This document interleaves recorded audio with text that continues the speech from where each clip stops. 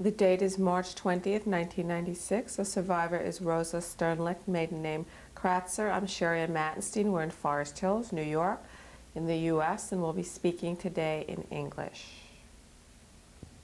The date is March 20th, 1996. The survivor is Rosa Sternlicht, maiden name Kratzer. I'm Sherry and Mattenstein. We're in Forest Hills, New York, in the U.S., and we're speaking in English. Could you tell me your name and spell it, please? My name is Rosa Sternlicht. A-O-S-E, Sternlicht, S-T-E-R-N-L-I-C-H-T. And my maiden name is Kratzer, K-R-A-T-Z-E-R. Now that was your mother's name, right? Not That your was father's name? Yeah. My father's name was Fessel, F-E-S-S-E-L. And why is your maiden name your mother's name? They were only married under the Jewish law, and so I couldn't get my father's name. So, and my brother and my sisters got, I mean, they were half brothers. My father was married and his first wife died. So he married my mother, and I'm the only child for my mother. And when were you born? I was born December 4th, 1923. And how old are you now? I'm now 72. And where were you born? In Dortmund, Germany. Could you spell that, please? Yes. D-O-R-T-M-U-N-D.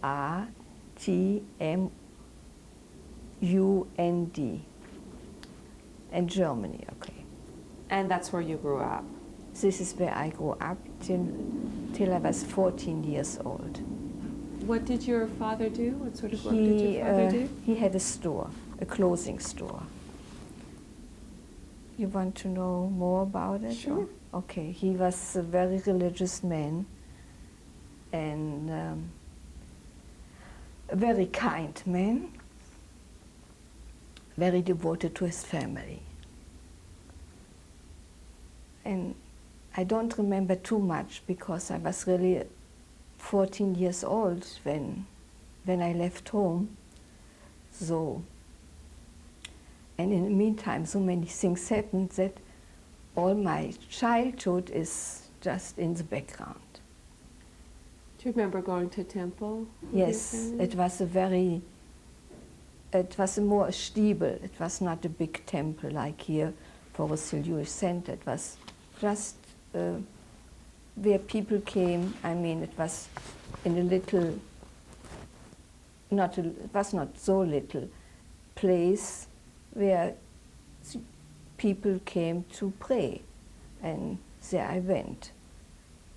And then I went to, we had a youth group, it called Bachat, where people who were Zionist or oriented went there. And there I went.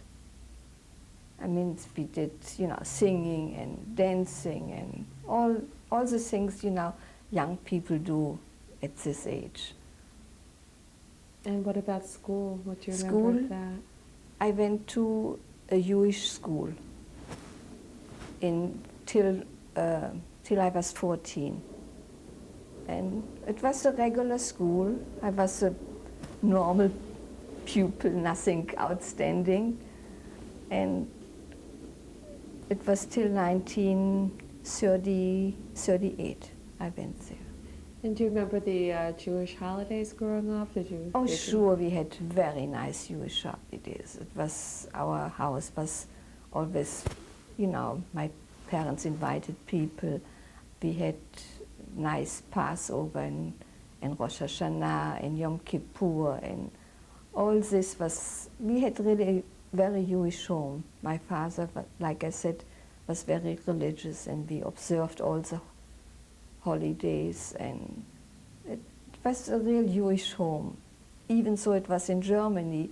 Germany was not, Dortmund was not a very Jewish big community, but it was very, how should I say, homogene or very nice. How large was the population? But from the German Well, and how I much was mean- the population and how many Jews were there? I Do you really have any don't idea? know.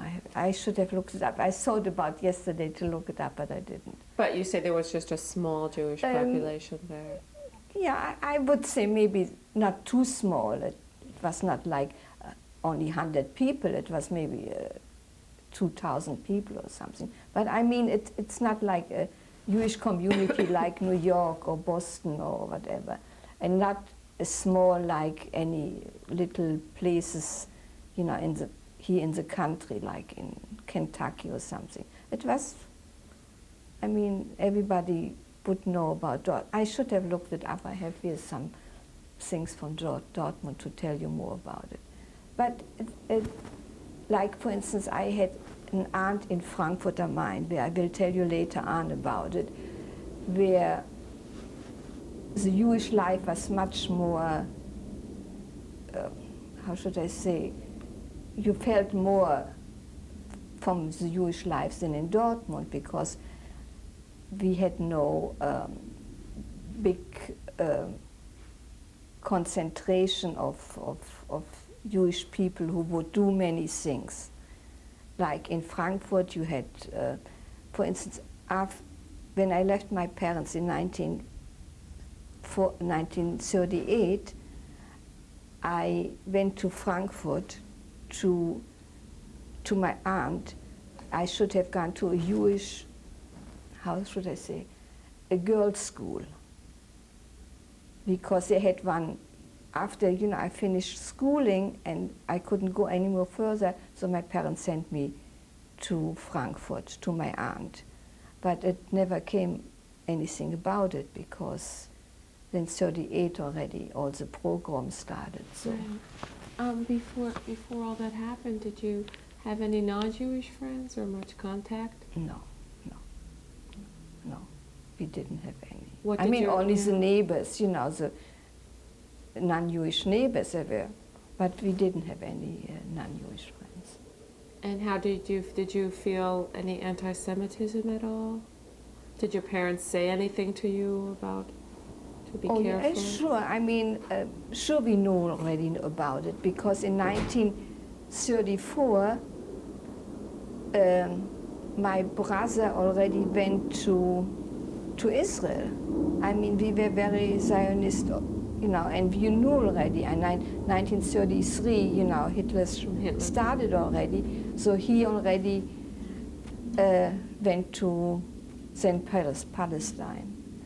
And my sister, I think, went in 1936.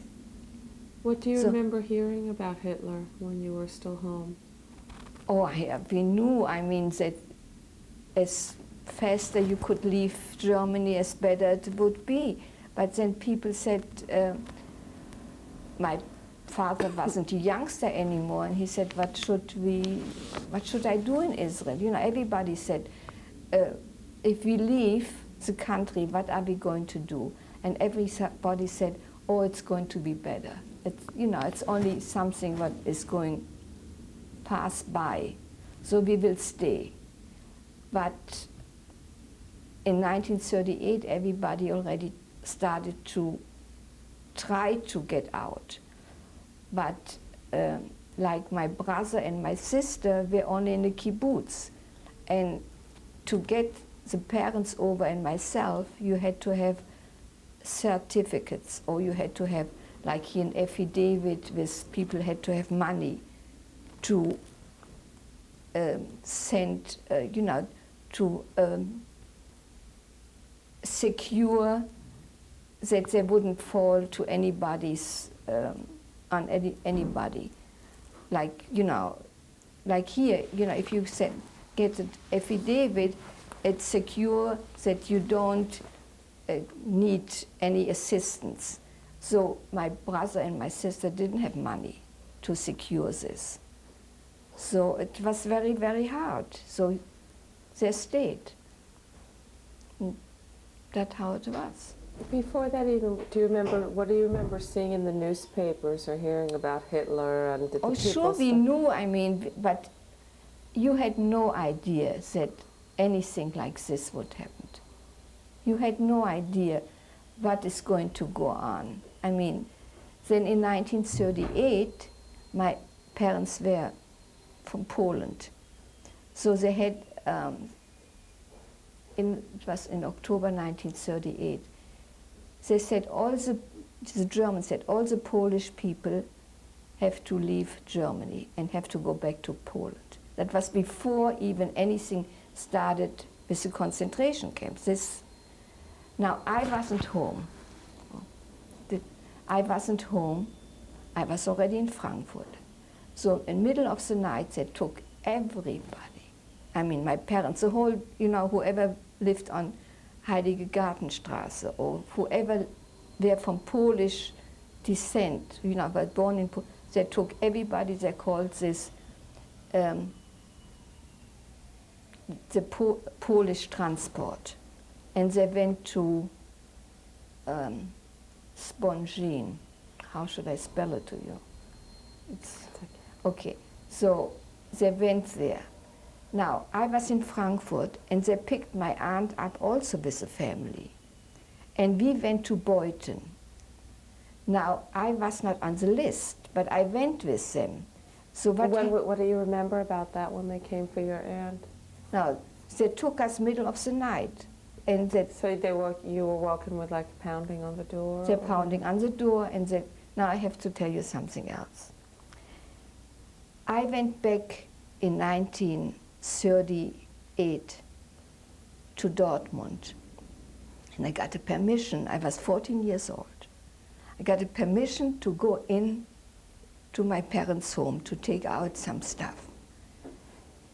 And I saw how they left everything. It was on a Thursday night. Everything was prepared for the Sabbath. The beds were all upside down. It was a horrible thing. So, but this is besides the point. So when they came, they took us all, but they said, you don't have to go, the Germans who came to take my aunt, because you are not on our list. So I said, what should I do all by myself in Frankfurt?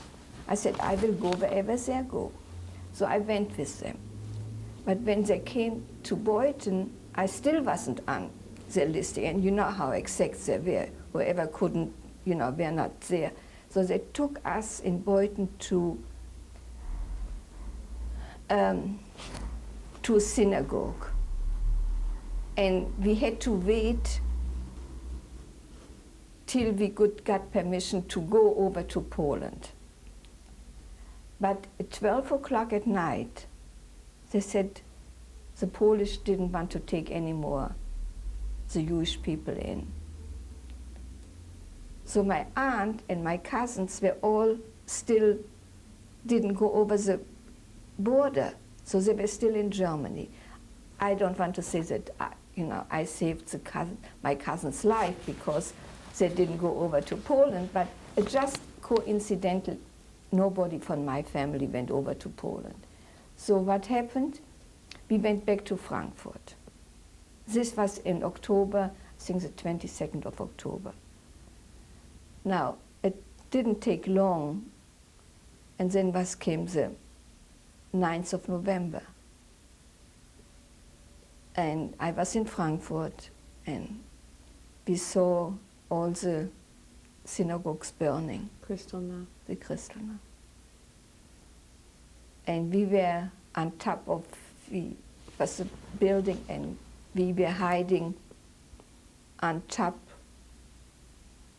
how should I say?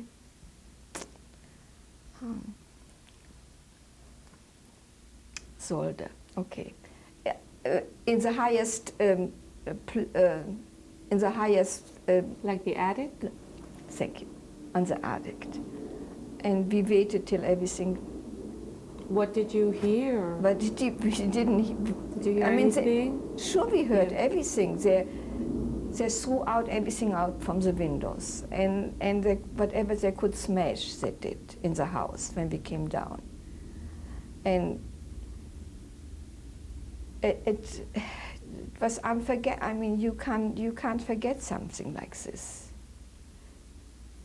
Are there any images that you specifically remember?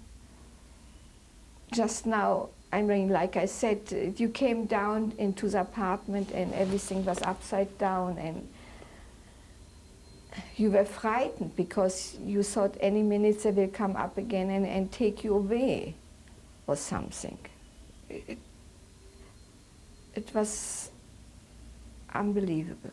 This was on the 3rd of November, 9th of November. Now my aunt said, I have a big responsibility for you.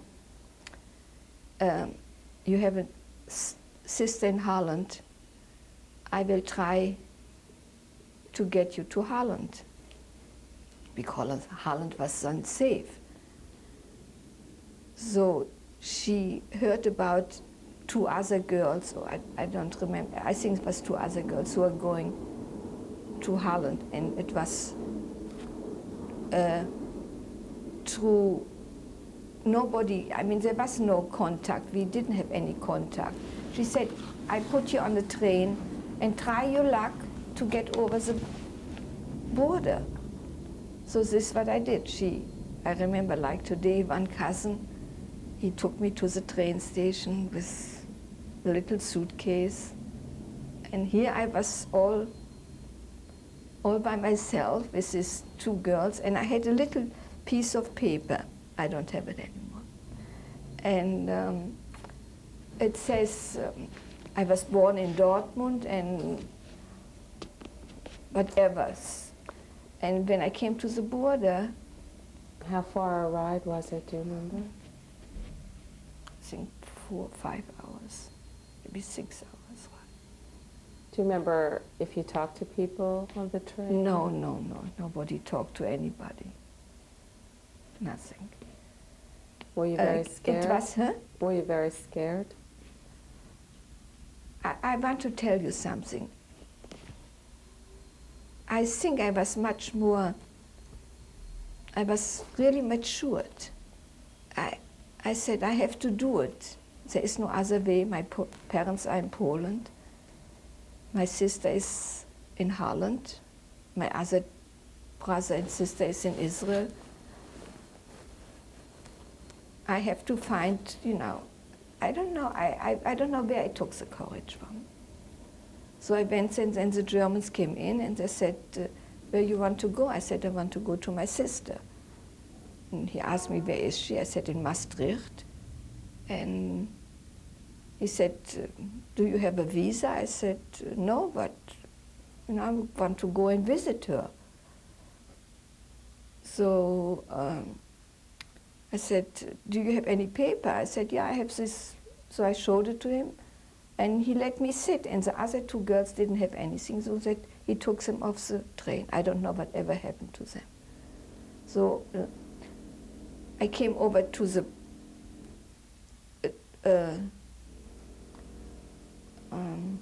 at the border? At the border, right. At the border, and there were Jewish people who asked where you want to go. I said, I have a sister in Maastricht. I want to go in to visit her. So they took me, and I got on this little piece of paper, I got a stamp. It says, you can go in for 1 day. I will let you in for 1 day. So then this Jewish organization, I don't know the name, just Jewish people, they took, because it was already night, they took me to a Jewish family. And they said, you can stay till we contact your sister, and then she will pick you up. And middle of the night, believe it or not, the good Dutch people, they came, they said, you are illegal here, we have to take you to Rotterdam. And this Rotterdam camp was not, there were, you know, high fences and everything. And there were many, many. I mean, I wasn't not the only one. I don't know how many hundreds of people there were. Was it all Jewish people? All Jewish people. Was it called quarantine? Quarantine, yeah, Rotterdam quarantine. And what sort of camp was this? It was a Dutch camp where they took people who who came illegal to Holland, and till they could verify if they could stay in Holland, and then the Jewish organization came and they interviewed and they asked questions, but I couldn't go to my sister because I came illegal. So they took me first to a place next to The Hague, in a children's home. Well, how long were you in the camp for in Rotterdam? I really, maybe 3 months, maybe 2 months. I really don't. Do you remember what you did while you were there? Nothing.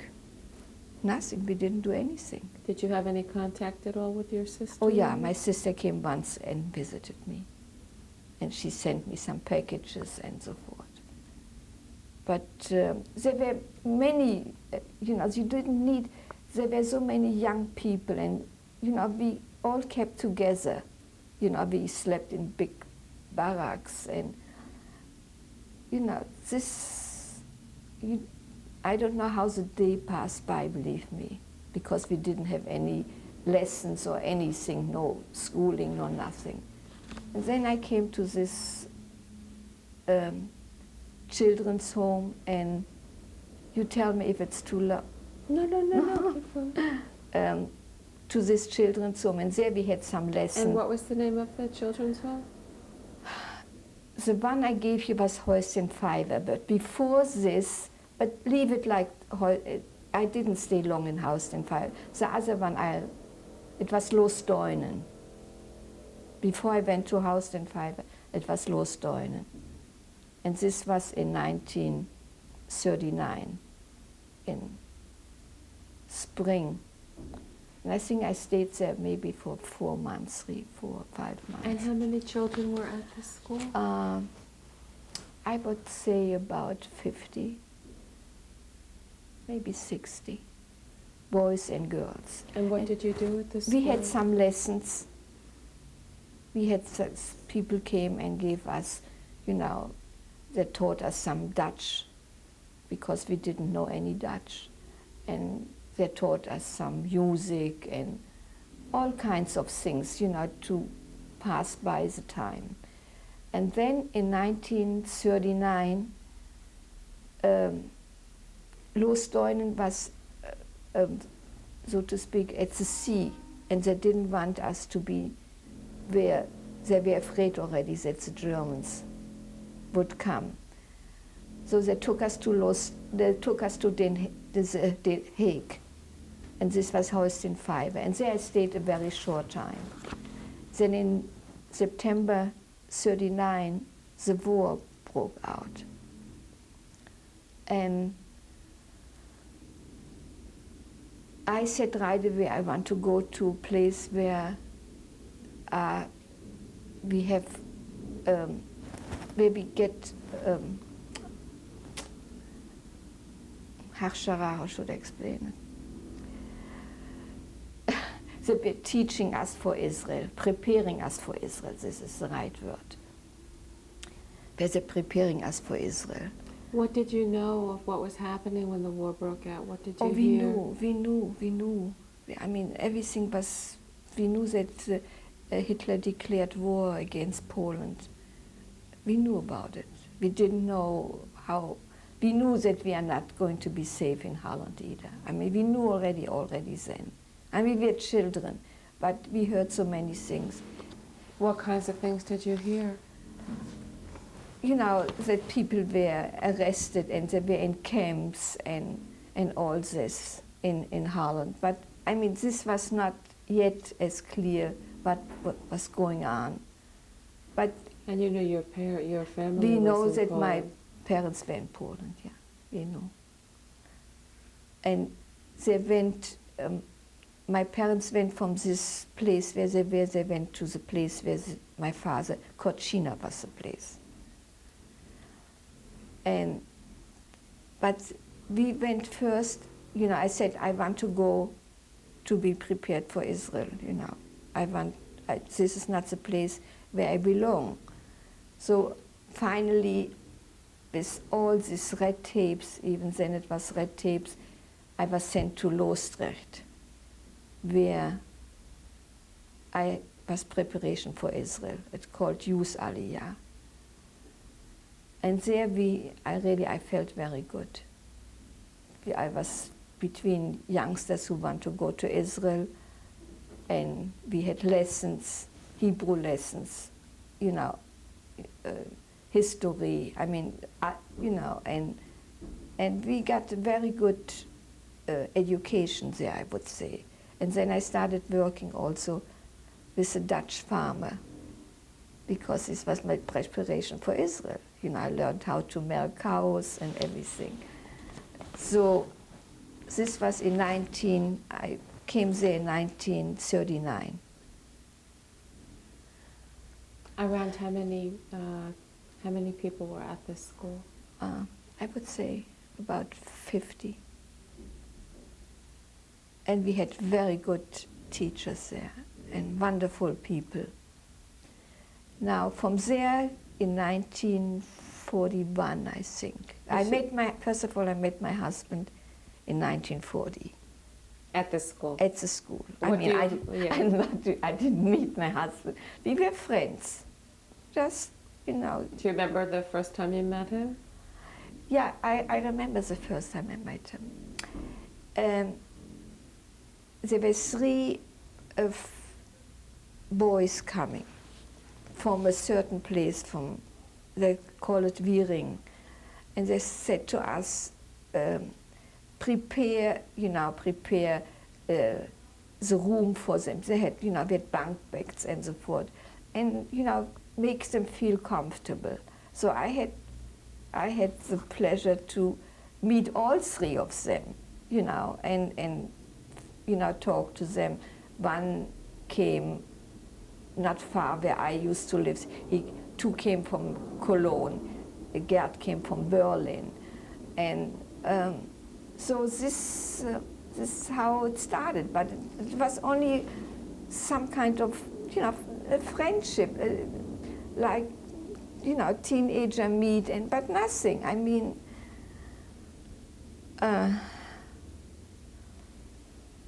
From there, also my husband and myself and the 2 other fellows who came went to Elden.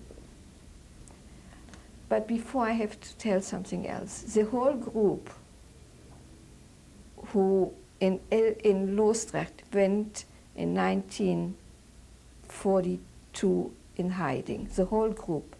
And we wanted to show you later, and Shushu was one of the leaders, and Job Westerfield, who arranged all this. And what was the name of this group?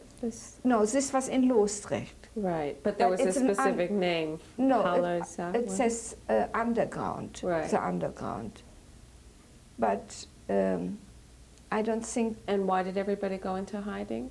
Because they knew that this was already in 1940, the Germans were already in Holland. And we knew that they come and will take us. So everybody, the 50 people or so in the school, went into hiding? Yeah.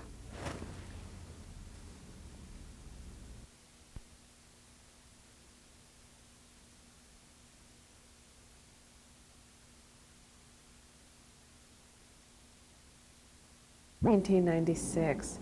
We were talking about the Jewish underground group there. Halutzi, it was called? It did. I mean, Chalutzim were all, all the Jewish facilities where people were preparing to go to Israel. Immigrating to These Israel. are the Chalutzim. It doesn't have a specific name. And Job Westerwiel was... No, Job Westerwiel was a gentleman who helped the people to go underground in this particular group. And then there was our Madrir, the leader in Loosdrecht. His name was Shushu. And he, with Job Westerfield and many, many others, there are hundreds of names who really helped this group to go underground. But we were not anymore in Loosdrecht, but they wanted also Elden to go underground. but we had a leader there, a woman, and she said, no, I'm confident. I heard from Amsterdam, we are not going to Westerbork. I don't want you to go underground. But, we couldn't do anything about it. But my husband will tell you, he had a chance to escape, or he would have been picked up by some, what is a pastor? Oh my God. Somebody from the church, and to go underground, because he had a Gentile family who knew him from beginning. But she said, if you go and you are not on the list, everybody will be taken and we will be punished for it. So he didn't go. He stayed. So we all stayed in Elden. We worked there. We had also lessons. We had we worked in the fields. Everything what was preparing for Holland, for Israel, I mean. In 1940 is when the Germans came into Holland, right? In 1940. Right. I mean, we were first in Loosdrecht, right, and then we went to Elden. This was all from one organization, the Jewish, Zionist. And it was another school? This was in Elden was another school. We have this picture. And what do you remember when the Germans first came into Holland in 1940? Oh, we were in Loosdrecht, and we had to leave Loosdrecht, and we went to. What do you remember hearing or seeing or feeling? Oh, no, yeah, sure. You had to wear the yellow star already, and you were frightened. You heard all kinds of stories. You heard already that there were transports to Germany and so forth. And the day they came and picked us up in Elden, we never will forget. They came with. Well, before that, though, what were some of the stories that you had to wear the star? What else? Then we heard that things were going on, in camps and so forth. What kinds of things were you hearing about going on? That there were labor camps and so forth. But and what were you hearing was happening in the labor camps? This we heard only in Westerbork, that that if you go to Auschwitz, there. You didn't hear this at the time. You heard this later when you were in Westerbork. This we heard later. What were the other restrictions against the Jews that were happening when the Germans came in 1940 to Holland? Like you said, you see what it is. We were in a little village. We were not exposed in Amsterdam and so forth. But we heard that people were picked up in Amsterdam. Every day you heard some other rumors that people were sent to Germany, they were sent to Fürth, they were sent to labor camps. But we knew we had to go into hiding if the Germans shouldn't get us. But we had no chance, because this lady, she didn't want us to go into hiding. She said, we have time, they're not coming. They promised us that we can stay here and so forth. Do you remember her name, this lady's name? No, I don't want to mention it. I mean, it's her name was Lili de Bruyn. She's not anymore alive. She was in Holland. She was in Israel also. But this was her story. But I mean, she's dead, so I don't want to. But she was a Dutch lady, and she believed, but people told her. But it was wrong. On the other hand, you see, our group from Elden, we were young and we knew how to work. From our group, more people survived than from the people who went underground. That's because some people were from Loosdrecht. was a whole group who wanted to go over the border to Switzerland, and they were caught. We never heard from them. Some other people were caught and went to Auschwitz. So in percentage from our group, I think, I wouldn't say most, but I know only of 3 people yeah, 3 people, I think I have it here, in Bergen-Belsen didn't survive. No, and 1 went to, I think, 4. And how many people are you talking about right now? The group of you in Eldon who didn't go underground? I think we were 30 or something. I really don't know exactly. It's so hard for me, figure to, but we were a very big, in percentage, people who we survived.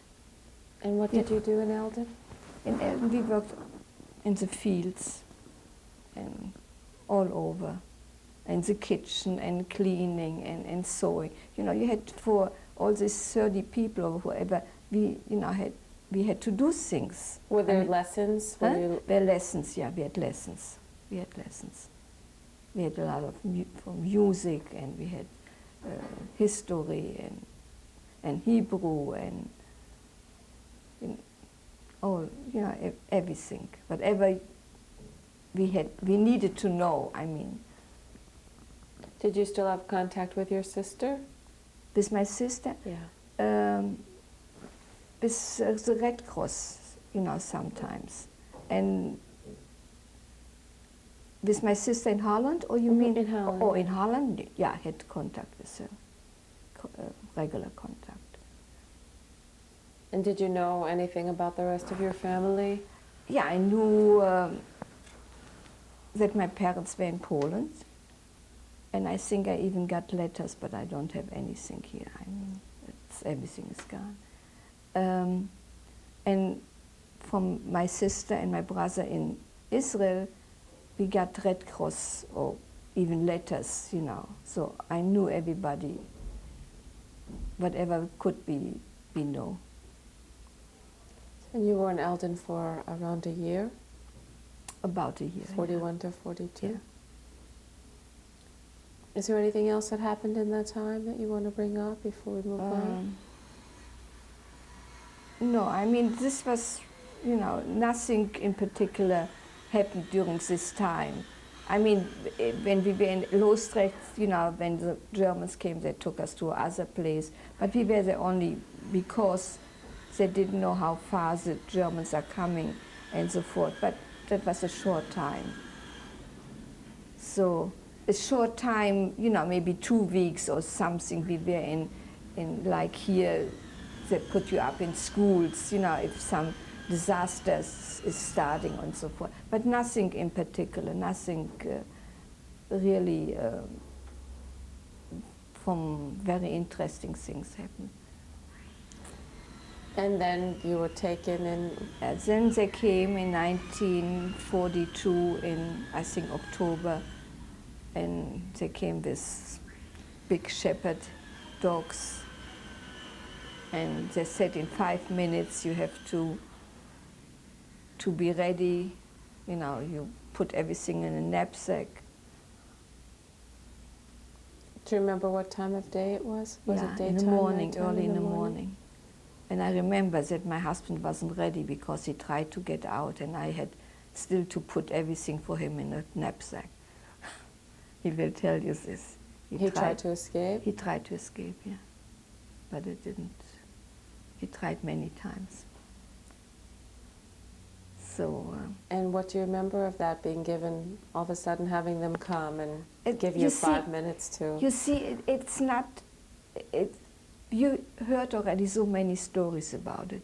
So when it came, it hit you, right? It was terrible, frightening. You couldn't move anything. Everybody, they tried to push you and to do, and it's very frightening if you see next to you a big shepherd a dog, and you couldn't do, you know, you knew this is this. You're going to be in, you know, in a camp, and you don't know what your future will be. You don't know. I mean, maybe you don't realize it's the right moment, but you still knew this is it. You don't know anything anymore. Then they took us in, I think, I don't even know, I think with big cars. They took us to Westerbork. Do you remember how long a trip it was?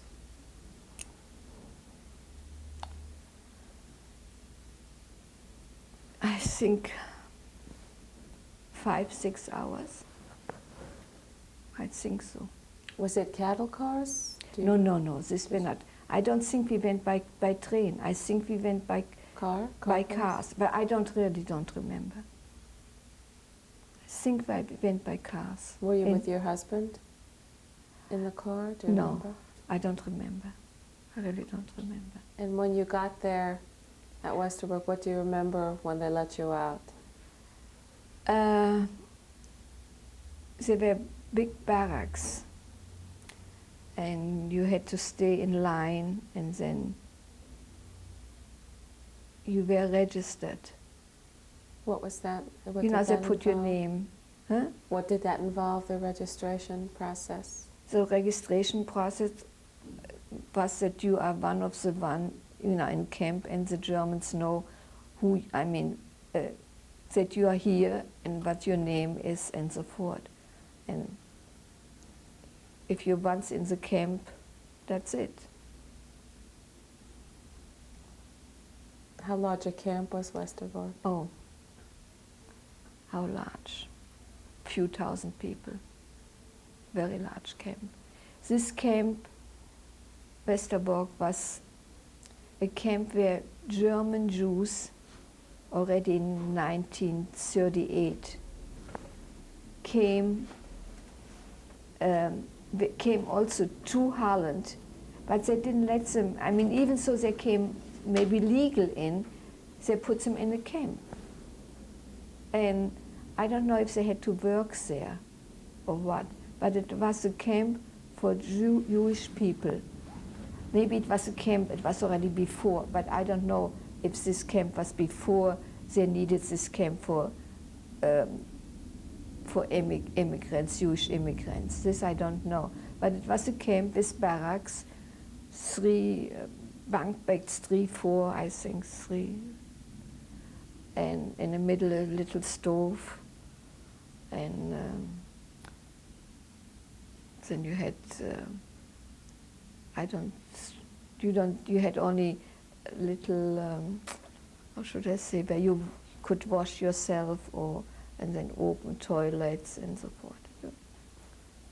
And how much of your stuff were you able? You only had 5 minutes. How much of your belongings could you take? Whatever maybe we had already something. I don't remember even prepared something that in case you were taken. We were taken to take along. How many people were you in the barracks with? Oh, I think 100. I mean, women were separate and the men were separate. I was, I think, in Barrack 63. And we were all our, you know, we were all together. We stayed together. There was one thing, the book from Shlomo Samson, what you will see later on, where he documented everything and the listing and so forth. His father was already in this camp, and he was, so to speak, a big macher. You know what is a big macher? So he was there. So he, so to speak, took care, because his son was with us. He took care of us. He puts us all together. We were not separated, that here in Barrack 62 was somebody, or 63. We were all together. The boys were together and the girls were together. So this was already a good thing, we always were together. And then we worked together. We worked in the fields, and oh, Gerd wanted to look, my husband wanted to look up this word Heide, but he never did. Okay, I will look it up later on. Where we worked, where we had to, it was fields, and where Gerd told you, we're making brooms from. You know, you had to rip off all this from the fields. It was not easy. And then you made big,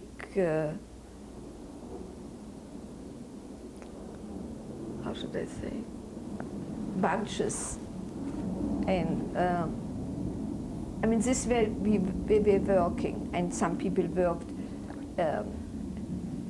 you know, in a nursery, and, you know, so we had little babies. Then we worked in the fields, and whatever work was done. Was it very hard labor for you? It wasn't easy, but it was not.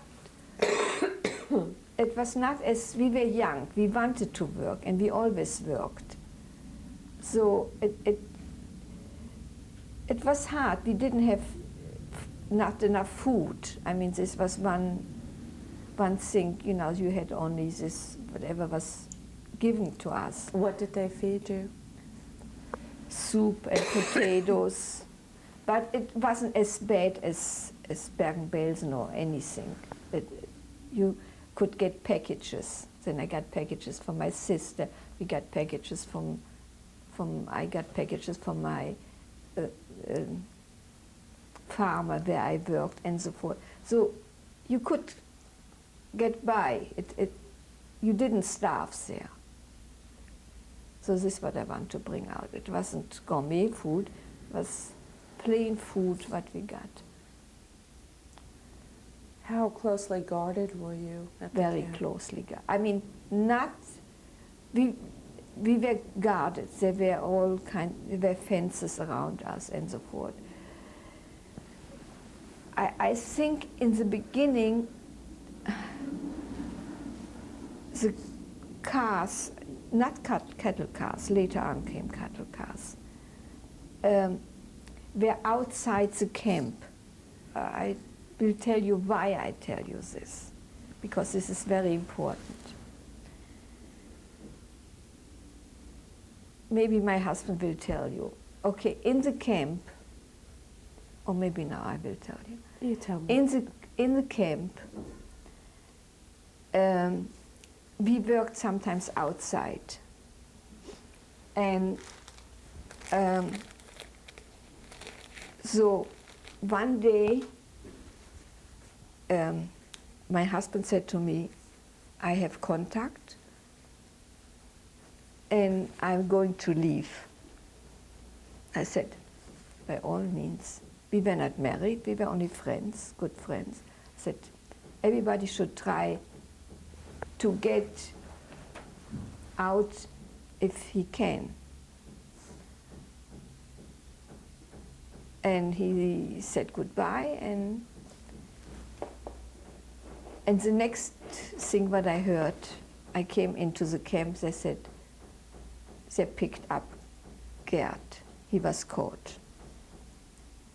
So he was sent into the prison. Westerbork had a prison. And the next day I heard he's going to be sent on S-transport, that means Straftransport. It means you get a big sign that you did something. You're not going to be on a regular transport, but on a special transport. So you did something bad. Yeah. So when I heard this, they said, but he wasn't even 21, he was 18, I think. 18. He said, you can prepare for him his knapsack and you can get to the prison and bring it to him. So I did this, and he was without laces, without a belt, and he was beaten up, and So I said goodbye to him.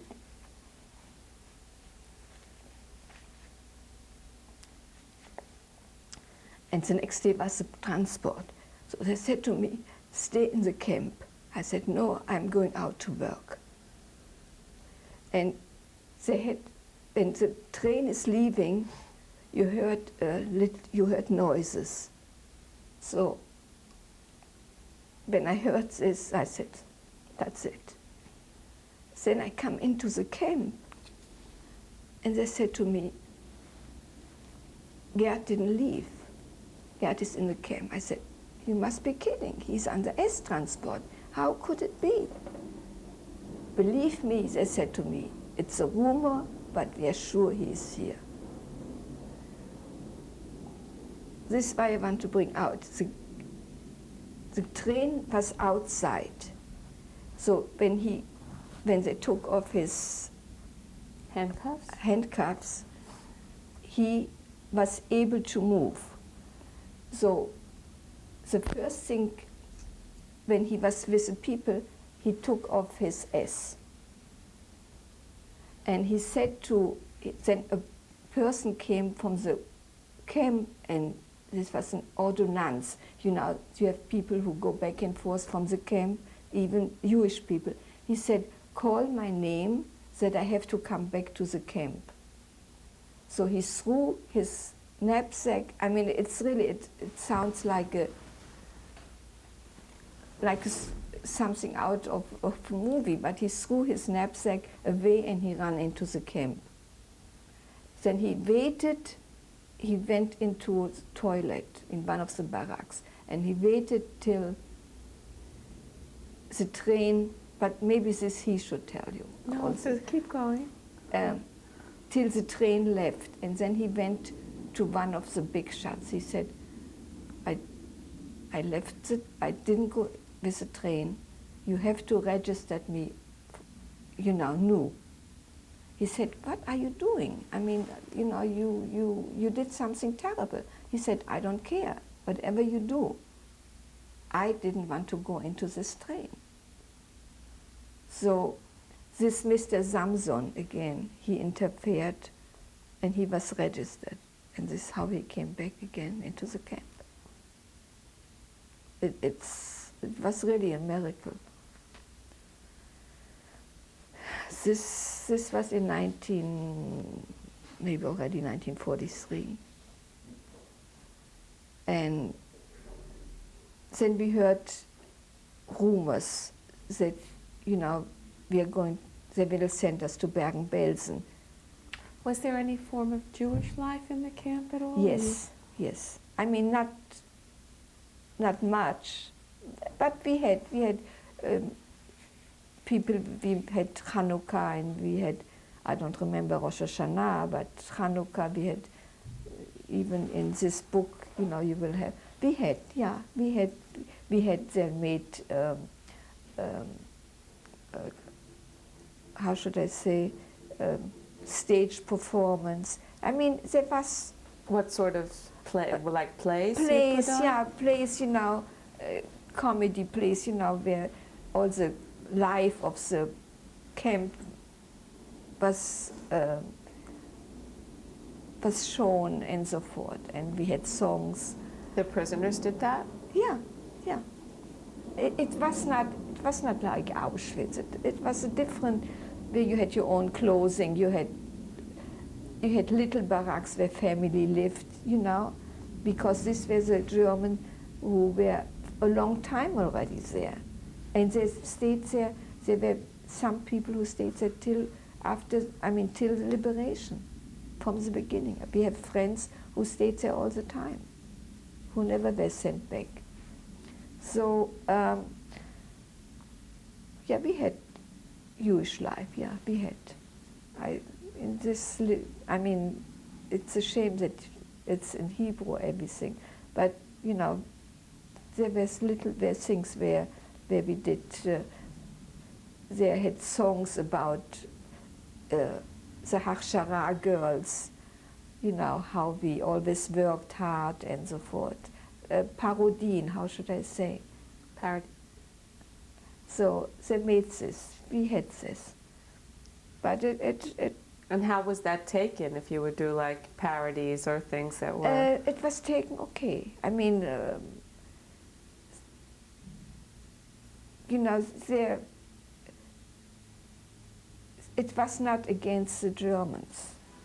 You know, it was, we didn't do anything. It was from the life of the camp, so to speak of. So they couldn't do anything because this was how it was.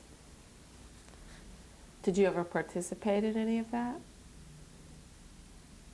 I really don't know. No, I mean, we were all, no, I didn't participate in it. No.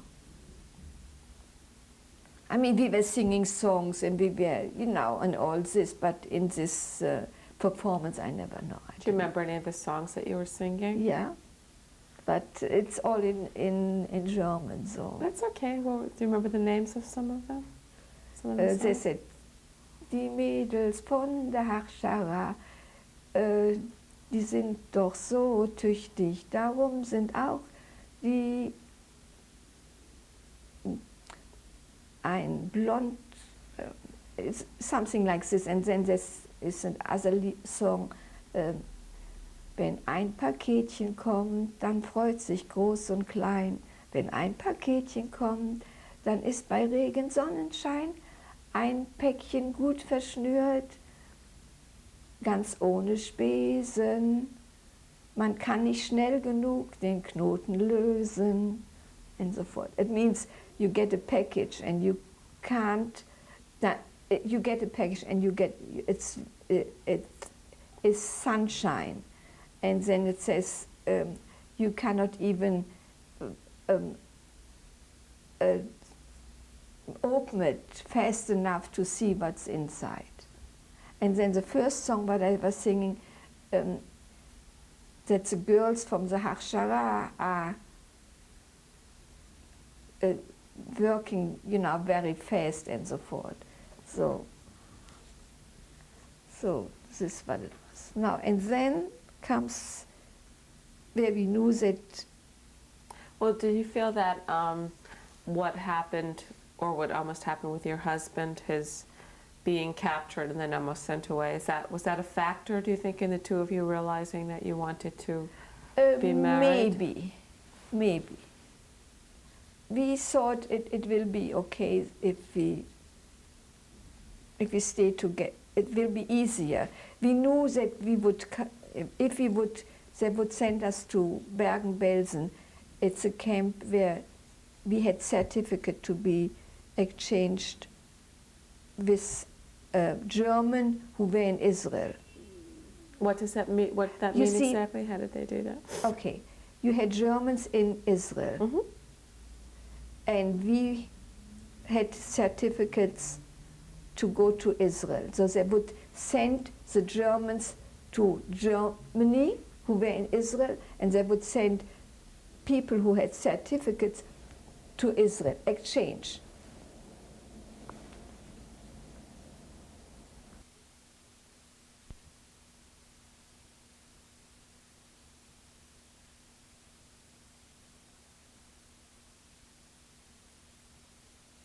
You must have been married in Westerbrook, right? We were married in Westerbork on November the 22nd, 1943. And do you remember when he proposed to you? There was no proposal. Okay. No. So how did that all happen? We knew we would be sent to Bergen-Belsen. Bergen-Belsen. And there were, let me think, 4 more couples. And I think 4 more couples. And we said to Mr. Samson if he could arrange, if the Bürgermeister, how should I explain it to you, from Assen was the nearest place to Westerbork, and somebody from, like here, if you go to the to get your marriage license, Right. to come and perform the ceremony. So he came, and it was only, he took down whatever you see in what we have on our marriage license, and it was pouring. It was 11 o'clock at night, and it was pouring. And so he came and he performed the ceremony. I mean, it was no ceremony. He only took down the dates, and that's all. Now in Israel, we had, when we came to Israel in 1946, a rabbi. We were married again in Israel, but also nothing particular. Also, the rabbi came from a little village, and he performed it. And it was in a kibbutz where you don't do anything. I mean, we only got to, I even don't have it here, but it was in Hazorea, I think it was. So we didn't have. So why did you get married then in Westerbrook? What, No, we wanted to stay together, and we said if two people are together, it will be easier. And we said if it doesn't work out, if we always can separate. But, you know, married 52 years. So it worked out. and then we you did. Yeah, I'm sorry. And we helped each other out. We, you know, if one person is sometimes low and the other one lifts the other one up, it helps, you know. One tells each other, we have to get through, we have to get through. It's easier than if you're all by yourself, even if you have another group of people around you. But one person tries to keep alive for the other. And then you were also hoping that you'd be able to have that exchange, to be exchanged. Yeah, we hope to be, but it didn't work out like this. You see, my husband always tells me, you could have left, if you wouldn't have been married to me, I would have left 1944 Bergen-Belsen, because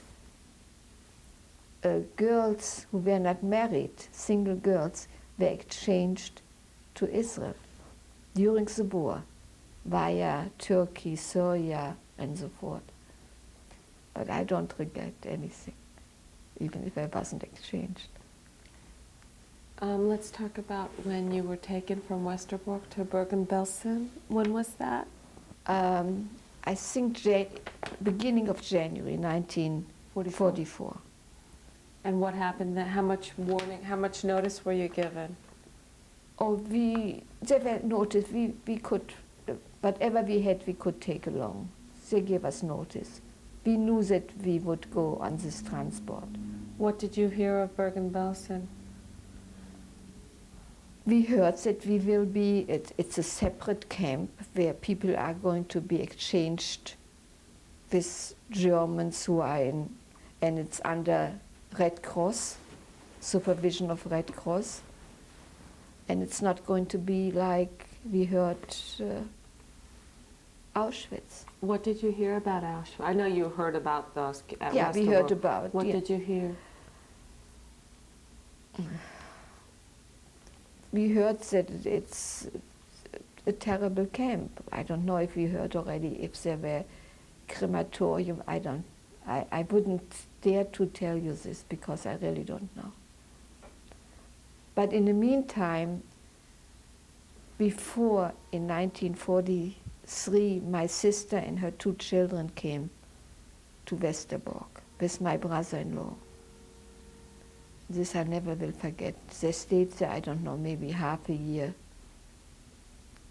And I saw them, how they went into the cattle car.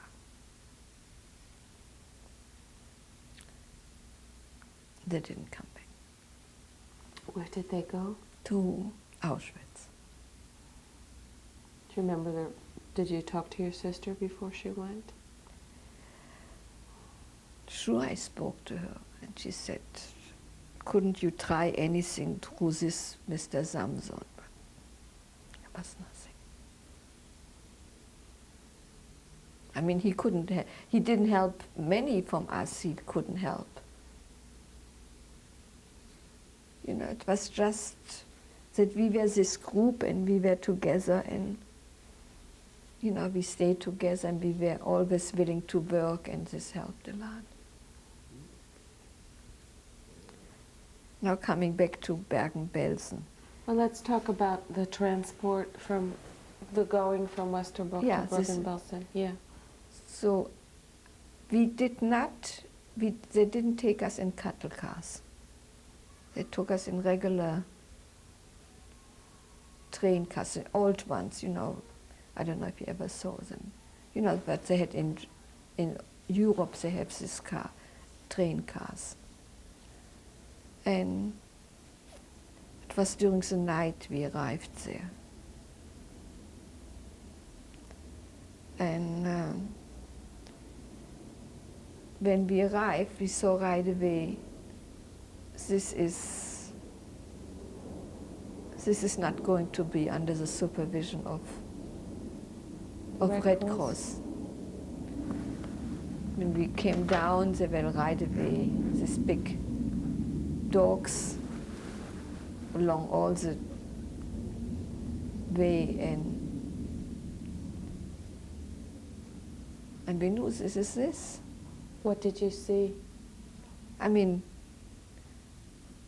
the SS and the dogs and the high fence. Mm-hmm. More you don't have to see to know what's going on. And what did the prisoners who were there look like? There were many camps in Bergen-Belsen. There were, for instance, French soldiers were, you know, in prison. I mean, I think English, I think Dutch, I don't know. French I know for sure. And you had all kinds of camps there. You had the Hungarian camp, you had the Hungarian camp who were also to be under supervision of Red Cross. Then you had Greek camp, but later on the Greeks were together with us. Then you had a camp from, I think, Germans who were homosexual or the communist, or you know, all kinds. There were many camps. I mean, in Bergen-Belsen, not only one. So we were together with the Greek people, and the leader from the Greek people his name was Albala. So he already arranged, you know, where people should work and so forth. And he knew that the people from the Hachshara were people who wanted to work. But we knew one thing, never say, you don't volunteer. Don't volunteer to anything. Because three people from our group volunteered and they never came back. So you never volunteered, but if they asked you to work, you would work. So the women were on one side, the men were on the other side. So I was chosen to work in the kitchen. I mean, I'm not tall, I'm not strong. I don't know how I did it. They woke us up at 3 o'clock in the morning, and we came back to the camp maybe 6, 7 o'clock at night. And then it's done. What did you do? Cleaning. You know, the food came in big,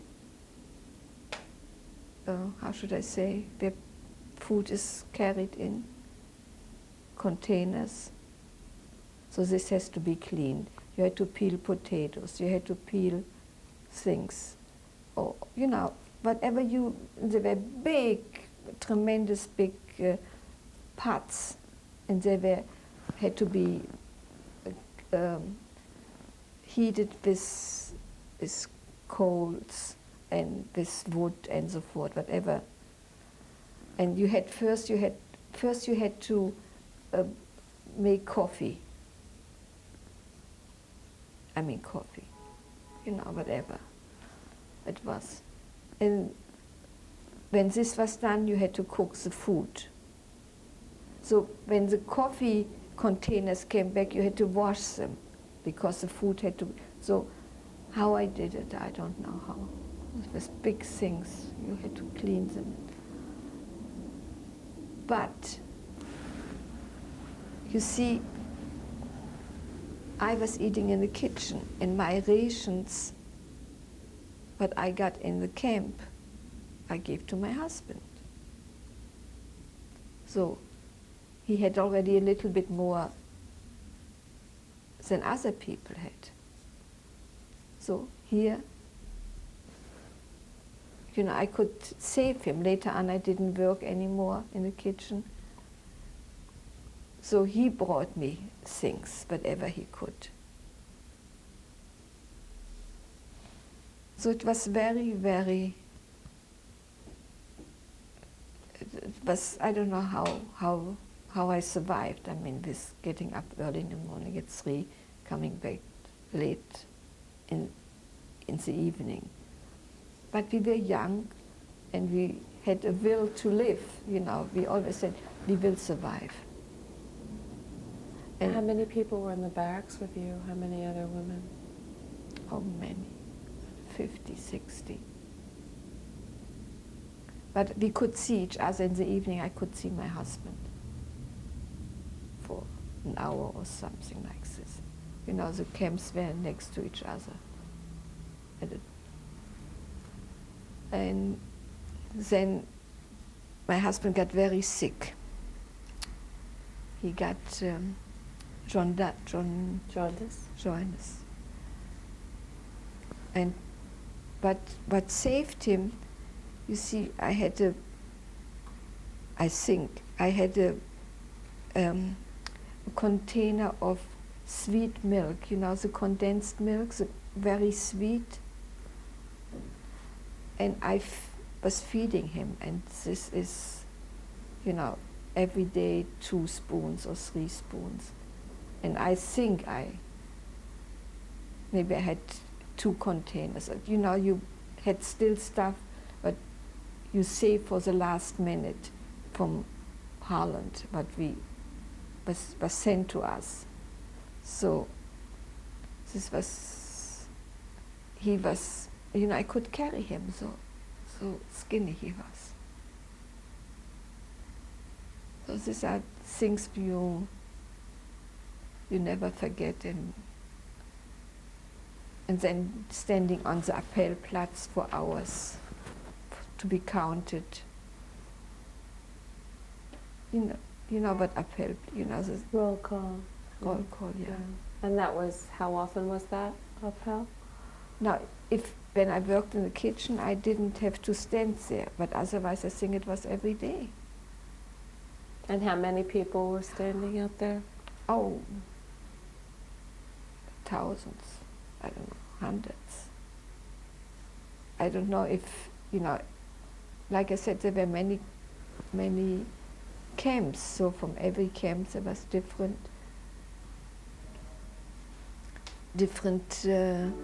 how you call it? Roll calls. And in all kinds of weather. All kinds of weather.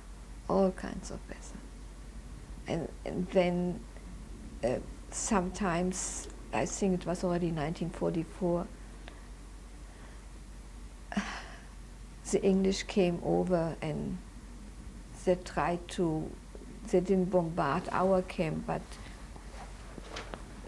we knew, then we heard already rumors that it's not going to go well with the Germans.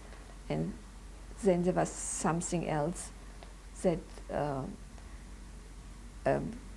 people from Auschwitz came to Bergen-Belsen because the Russians came already in 1945, 44 to Poland, and so they took the people from Auschwitz came to us, and we didn't have any flag typhus, we didn't have any typhus, but they brought it along. And they told us already that, the Germans are not doing very well and so forth, because you could go to the fences, and even if we were not in one camp, but you saw them coming and they told us stories. What did they look like, the people who came from Auschwitz? Terrible. Terrible. My husband saw one of his friends. He recognized him. He called Gerd.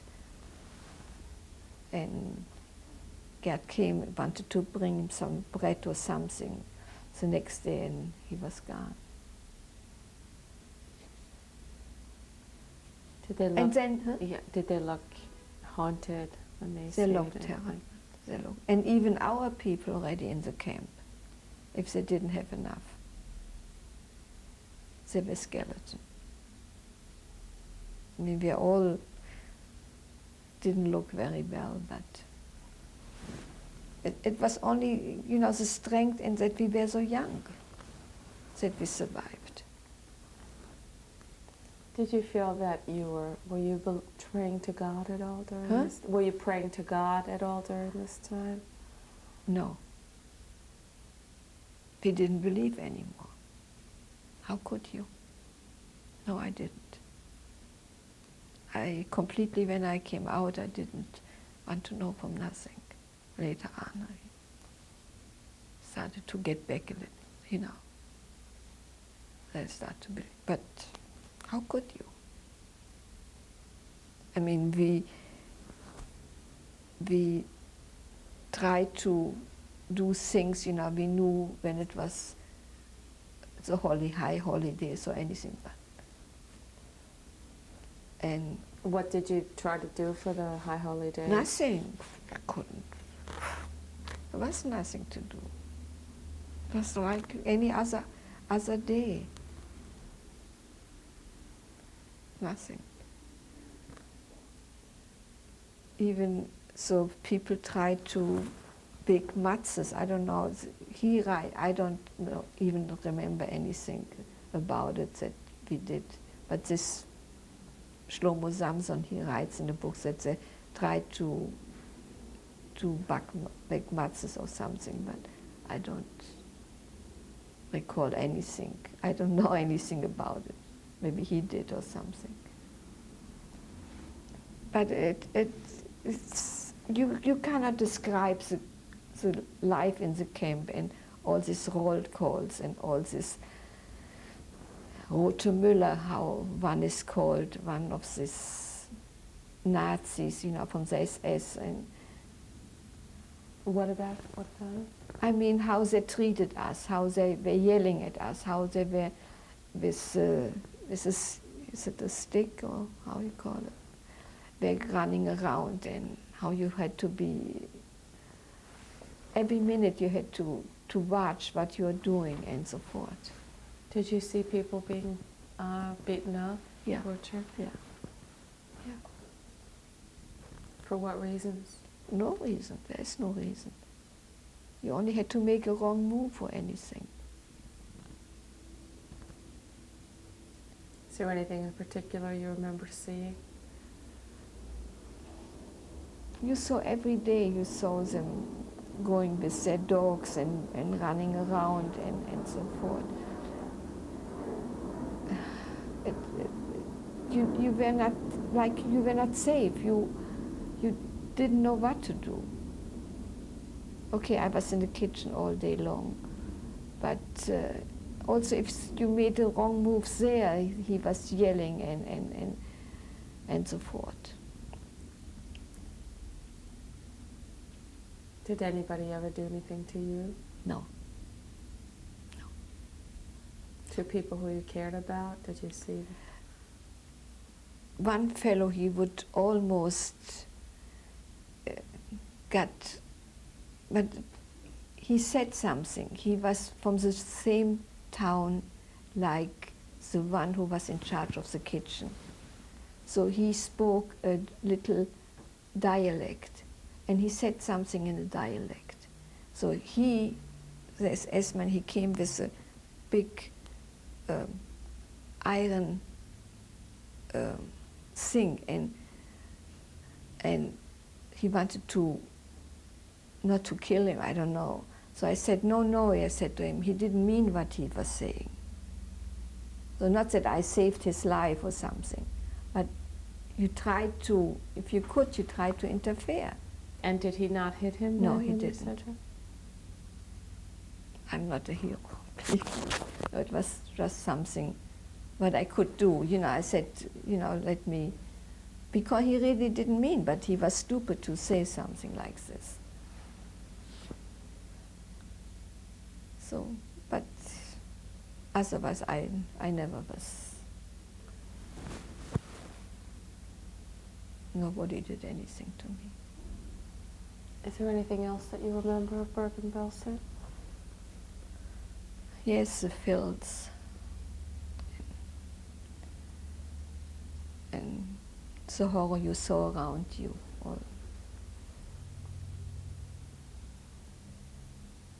And not knowing what is going to be the next day, what will be, when they're going to take you away, or if the day will come that we are going to be liberated. But we always hoped, and I wouldn't say pray, because we didn't pray, I don't think.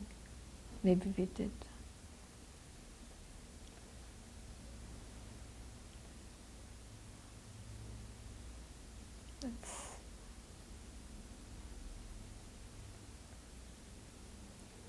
It was a horrible experience, and I just can't believe that we went through all this and came out alive.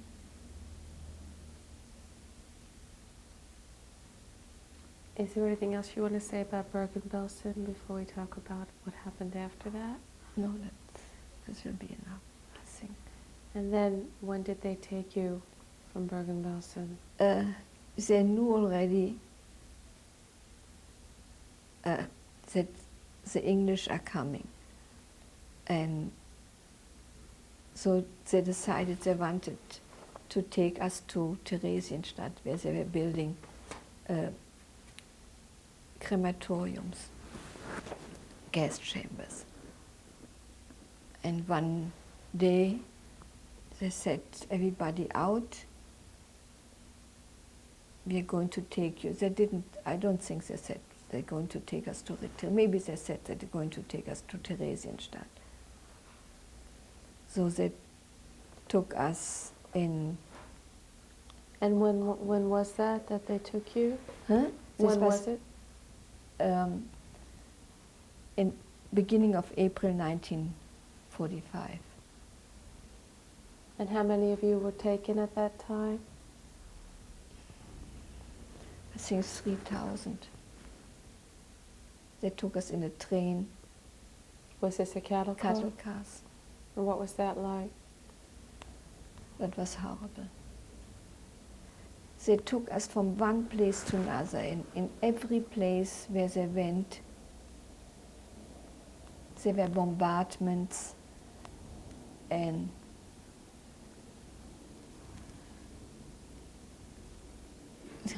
we survived from whatever was on the fields. The cattle cars were open. They let us get out because they didn't have any more food to give us. So they let us out wherever they were standing. You know, the cattle cars, we went from one place to another, and every time they wanted to reach Theresienstadt, but the trains couldn't get through anymore.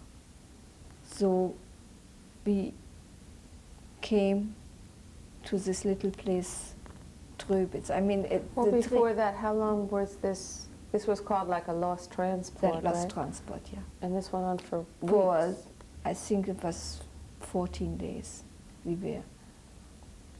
How many hours a day were you in the cattle cars? All the time. We never left. I mean, we left only to get out on the fields to get some kind of food. Only red beets or beets. This was all our food we had. And you slept in the cattle cars? We slept in the cattle cars, yeah. On this nothing. And many, many people died. And they were buried, on the bay. Did people see you, people from the towns that you passed? No, I don't think. Oh yeah, once we passed a big train station, and I said, I can't stand it anymore. I'm going to leave this. I said to my husband, I said, you must be crazy. The werewolf is outside. They will catch you. You are not safe. But I couldn't anymore. But my husband convinced me that there would be no way out, that I could escape. And then they were on this train station. They had cars with cheeses. So we just went over and we took cheese, whatever we could. I mean, they didn't hold us back, because this was not any. I think it was not anymore the SS. I think it was already the Wehrmacht when we went through this. But I'm not sure. So. When was there? So the SS are the ones who herded you onto the trains, though. Yeah, right? the SS was, and then they changed to the Wehrmacht. And when we arrived in Tröbitz, there were no Wehrmacht and no SS, and everybody started to be already in regular clothing, because they didn't. But before that, though, I mean, how did you go on in this situation for 2-3 weeks, just in this? Just like I told you. Just like I told you. Sometimes maybe they brought us bread, but I don't recall this. And no, we were only, trains are not going through, I mean, we went through cities, but at night, through Berlin, for instance, we went through, or through, but there were no, no people, saw us. And then once the English bombarded our train till we put up white sheets, but they had no idea. They thought these are ammunition trains. They didn't know. Did you think that you would make it? Huh? Did No. you think that you would live? No. Did you want to still try to live at this point? Did you still have hope? Absolutely. We made it so far. We said this must be the end of the war.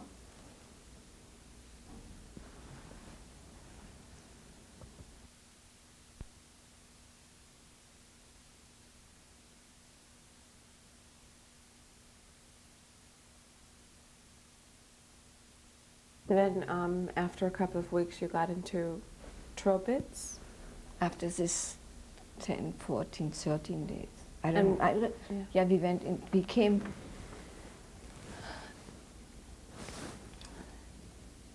the train stopped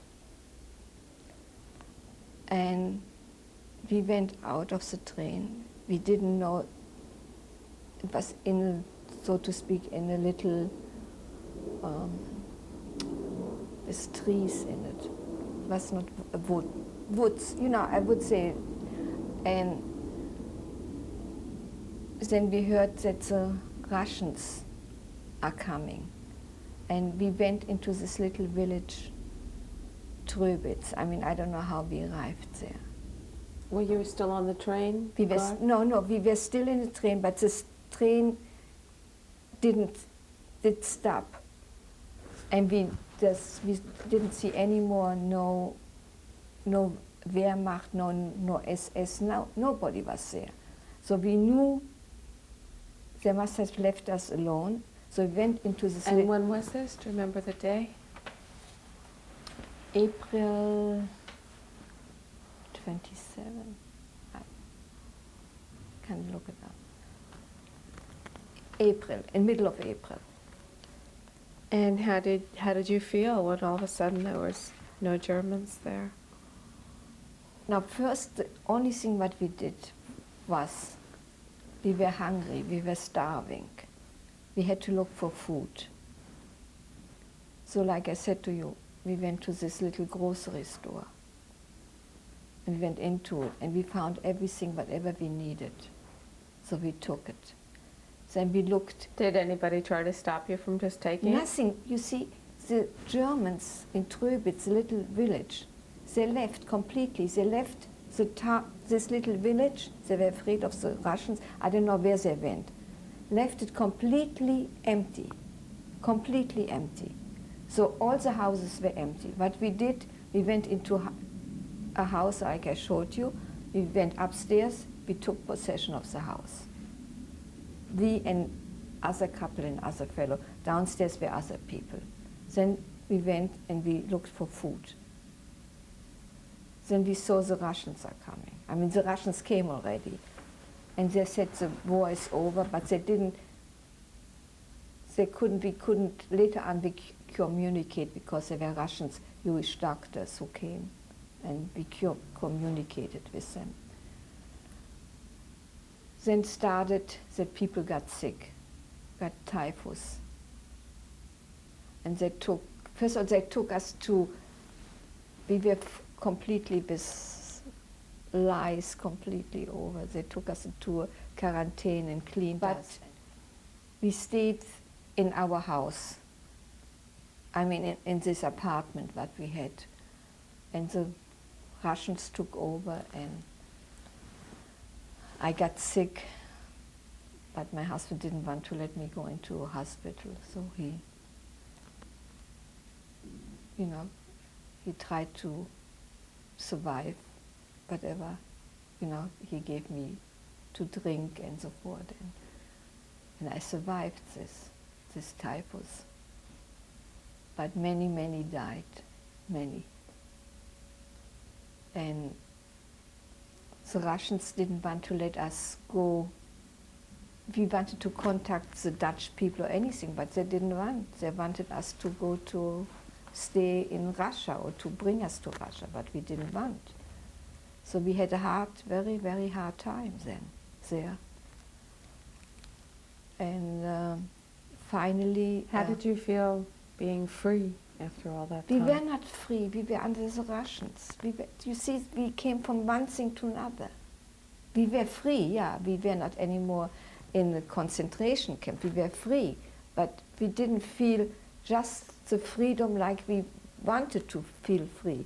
We knew we are, you see, it would have been different if we would have been liberated by the English or French or Americans. But they were ignorant. They didn't even know what Jewish people, later on, what Jewish people are, that they went into the concentration. They had no idea what it was all about. So we had to tell them all about it. And they made, on the 1st of May, I never will forget, they made speeches on, you know, the marketplace, and they wanted to tell us the communism is the best thing, and we were not interested at all.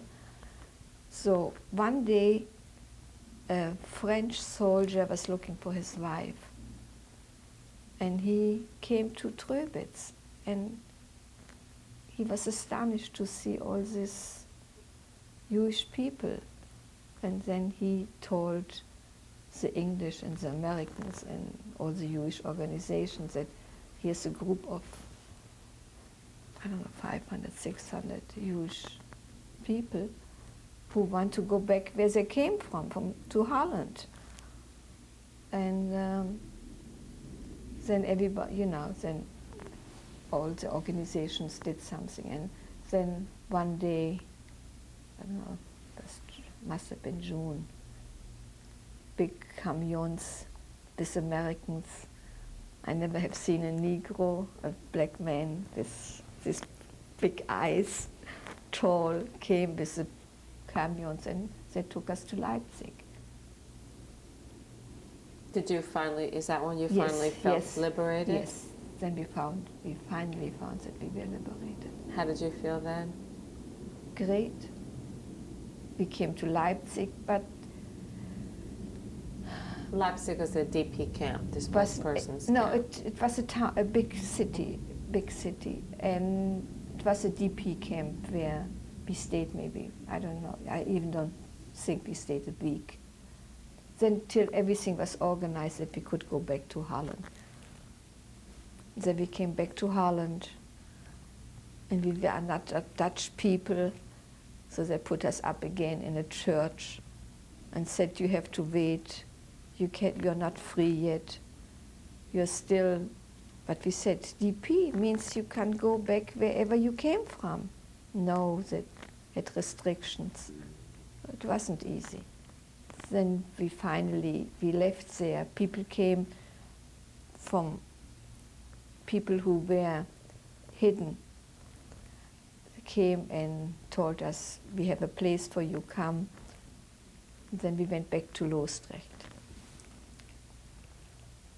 And in Loosdrecht we stayed maybe a month till they organized with the Jewish Brigade to take us to France to go on an illegal aliyah to Israel, because When did you find out what happened to your parents? we had already, Red Cross had lists from people, and I think I got in contact with my sister, and they didn't have any, then they heard from people that they perished. We tried to, there were lists, who survived, who didn't survive. And none of them. Not my sister who in Holland with the children, or my parents, and then cousins came along or whatever, and who were from the same town, and they told us. And I had a cousin here who passed away, who knew all about it.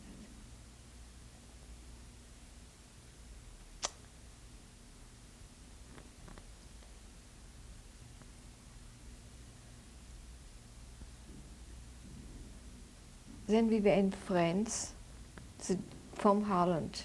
They took us, the Jewish Brigade, illegal to France, and we stayed there. And the Americans who were stationed in France helped us with food,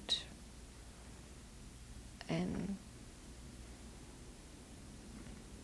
we went on from La Ciotat, it's a French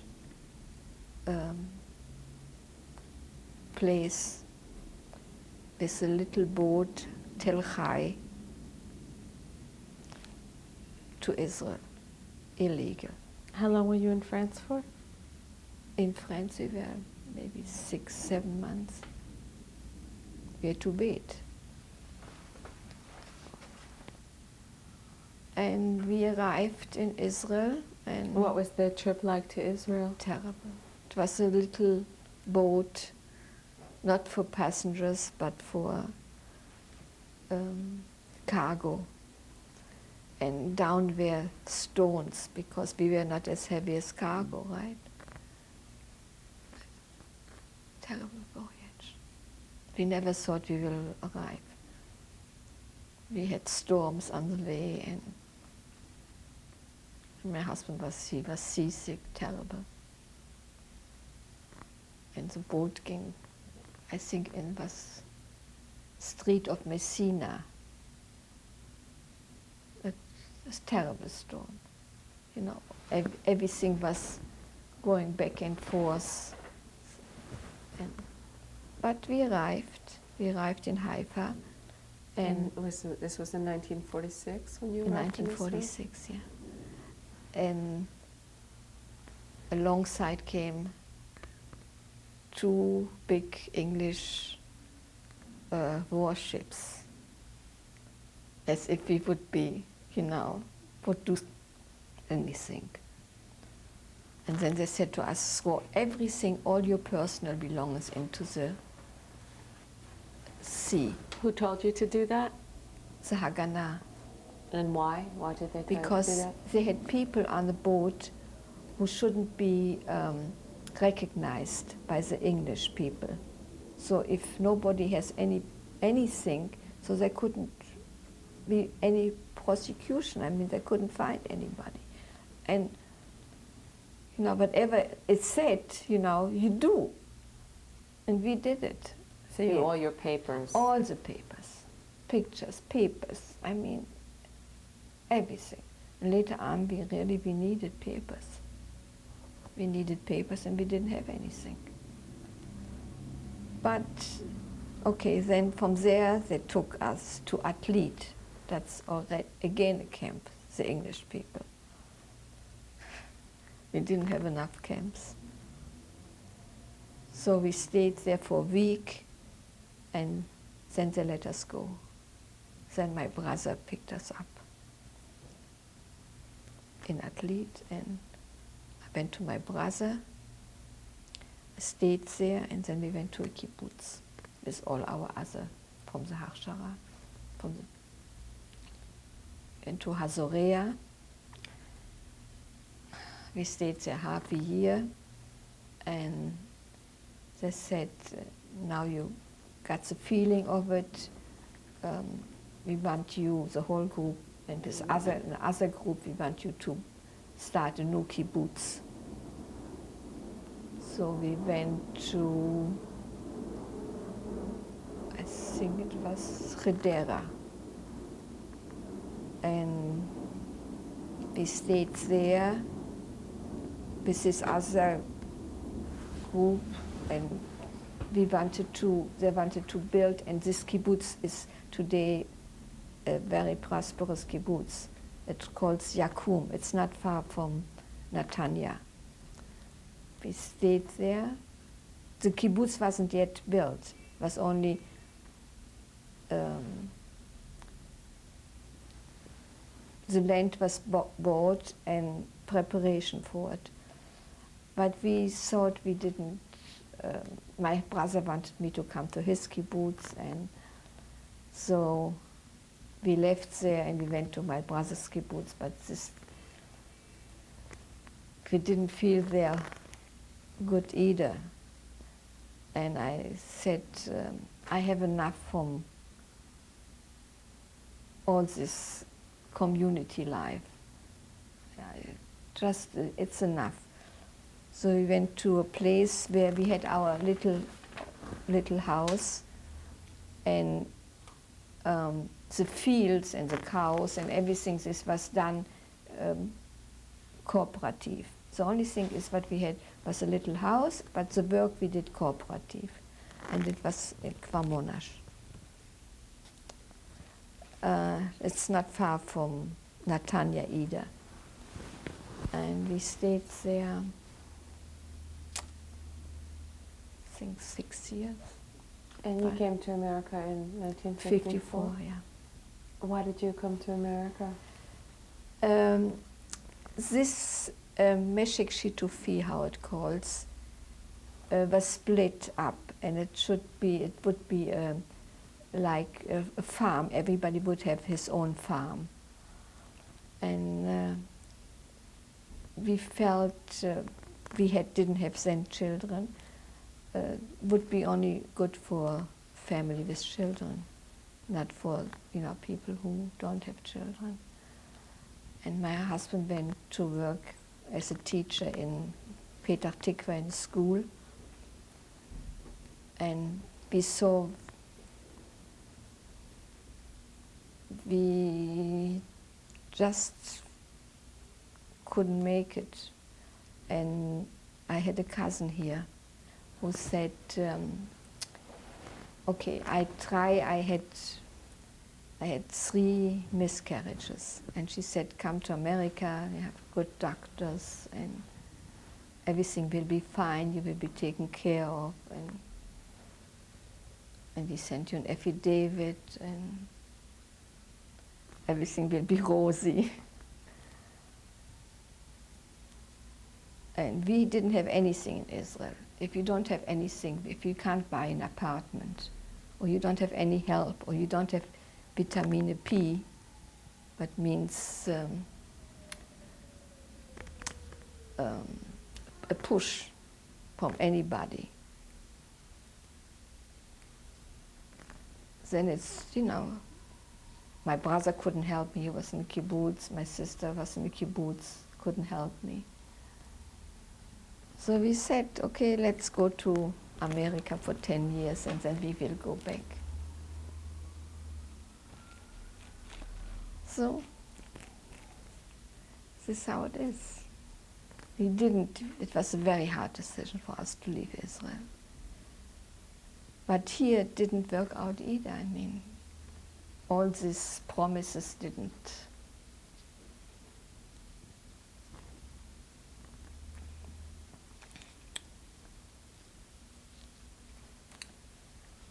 I went here to good doctors and it didn't work out.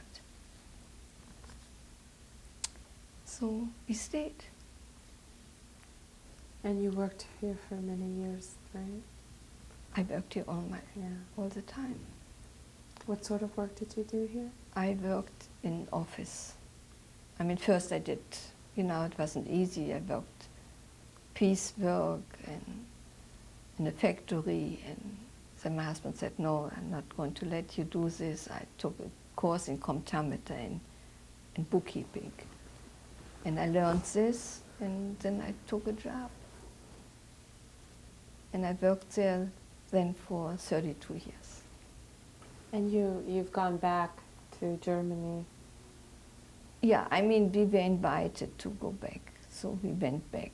When did you go? Let me think. I think 15 years ago, 1981.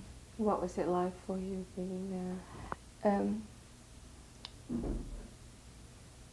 We went to Dortmund, to my hometown. And when the train arrived at the station, I said to my husband, let's take the train back. I can't go in. But we went. And I stayed there for 3 days. I didn't sleep one night. But I wanted to show my husband where I grew up and everything. Then we went back to Berlin, I think 1985, I don't know exactly the date. And the same thing, I mean, we went and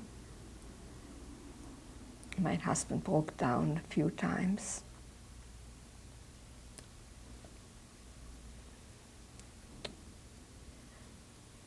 And last year, exactly a year ago, in April, he went back to Sachsenhausen to say Kaddish. That was a big 50 years.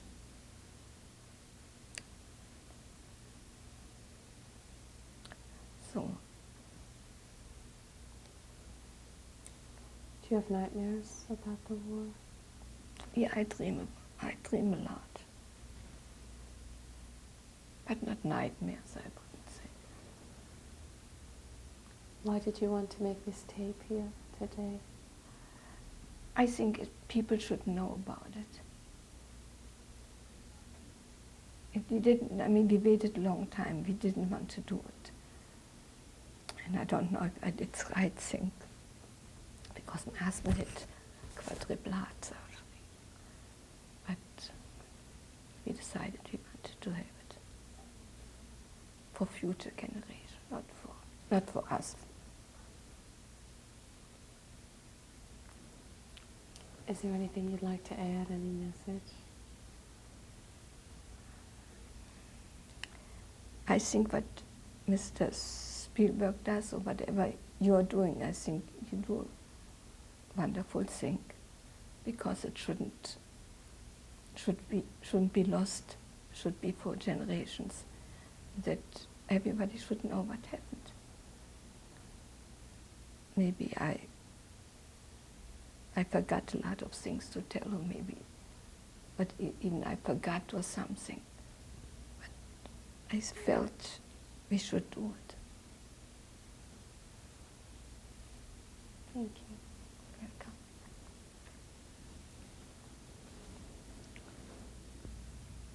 Okay. This is from right. This is my mother, Sal, and then is my brother, myself, and my father. And what are their names? It's okay. Your family. Sprinzer, Naftali, Rosa, and Hermann. And this was taken, must be taken 1934. And where was this? This was in Dortmund, in the garden behind our house. And you were able to keep a hold, because I know you had a lot of your artifacts. This is that you were able to keep a hold of. A few things I kept. I don't know how I did it, but I kept it.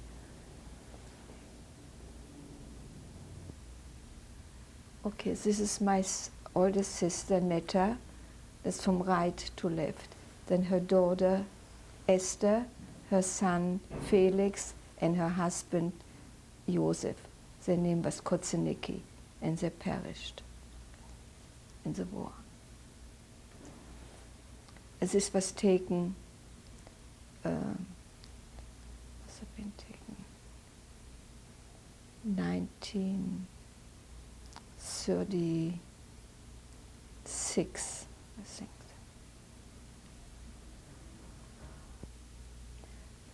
This is my father, Hermann Fessel.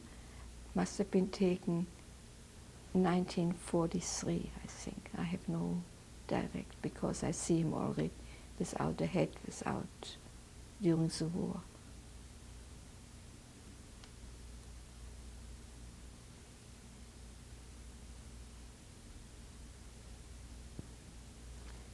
This is my mother, Sprinzer Kratzer. This must have been taken also 1943. So she was in Poland at the In time? Poland, yeah. All these pictures, I mean, for my father and my mother, were taken in Poland.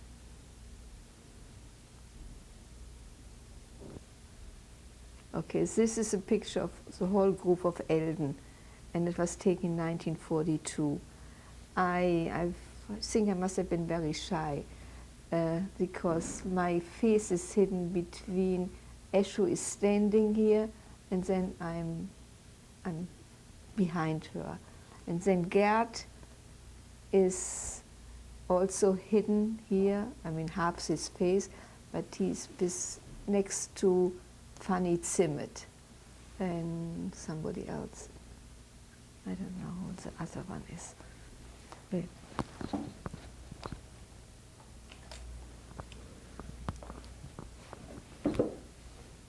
Oh, that's better. Fanny Zimmet and what row? Where is that exactly? That's Where's in the Elden. placement? This is in Elden. No, but on the photo, are you hidden in the top row? Like where are you? Oh yeah, I'm in the bottom row. Not bottom, but I'm next to Leo von Esso, between Leo von Esso well, and... what are these people wear? I mean, we don't know who they are, so if you could describe them. These two people, Leo von Esso was married together with, And could you describe what they look like in the photo so we could identify you? He is, the girl, Eschu, wears a white dress. And Leo van Esso is dark hair. Is this okay, what I explain? Now my face is hidden and I'm between the two girls. One is wearing glasses. Okay, is this fine? Because one is wearing glasses. Okay, and your husband? Oh, husband, I don't see it. My husband, you can see very clearly. I mean, not clearly, but you will recognize him. He is also between two girls. One is Kayla, and the other one is Fanny Zimmet. What row is it? What do they look like? It's the last row. He's in the last row. Okay. This is a picture of myself, my husband and myself, taken in Westerbork in 1943. Were you married already when this was taken? 43 or 44?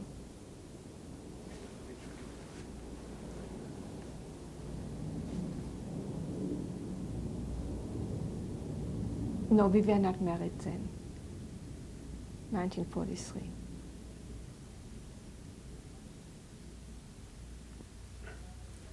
This is a picture taken in Israel. Must have been 1970, yeah, I think 74 or something. And next to me is my sister. And where are you in the photo?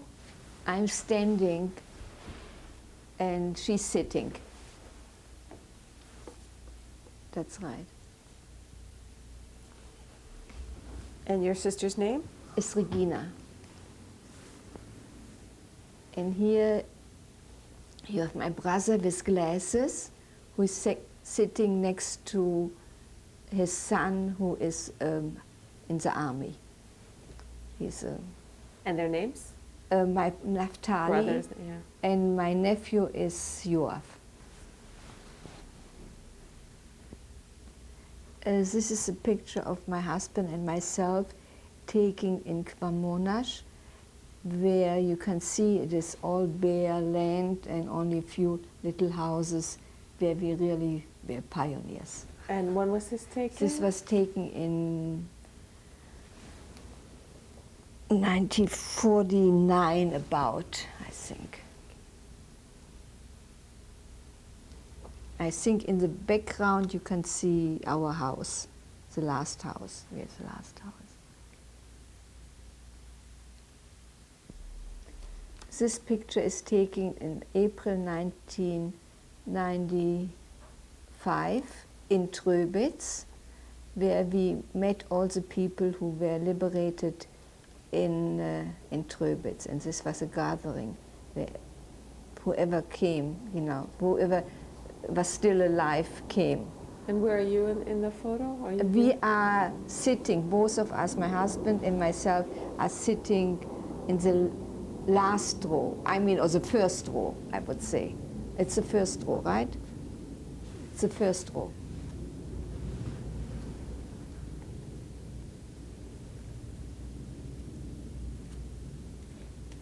I don't think I can recognize people.